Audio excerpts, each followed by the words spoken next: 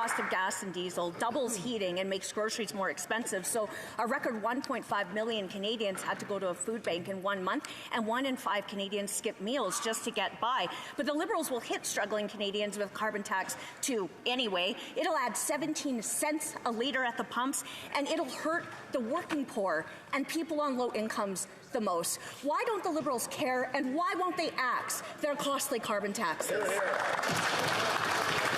The Honourable Minister of the Environment. Thank you, Mr. Speaker. So setting aside for a second the fact that the members opposite all campaign to put in carbon pricing in Canada, let's look at what they're saying no to.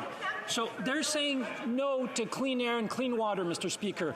While we're evacuating people in New Brunswick, in Quebec, we had to airlift people outside of Fort Chipewyan last night, Mr. Speaker, because of climate change. They're saying, let's make pollution free again. Let's move away from the economy of the 21st century.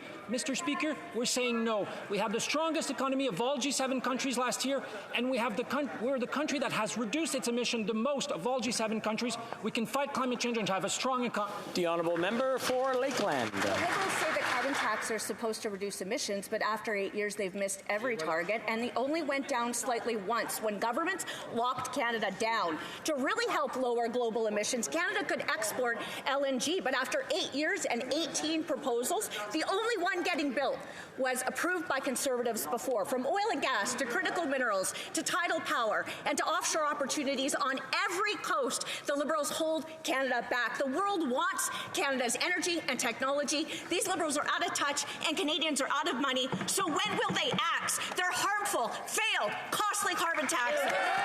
The Honourable Minister of the Environment.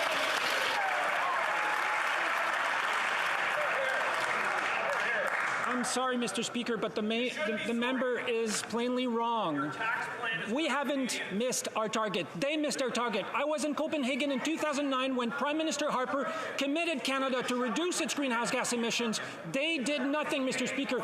We've reduced emissions by 50 million tons between 2019 and 2021, the best performance of all G7 countries. We did that while creating millions of jobs in this country, Mr. Speaker, and having the strongest economy of G7 countries.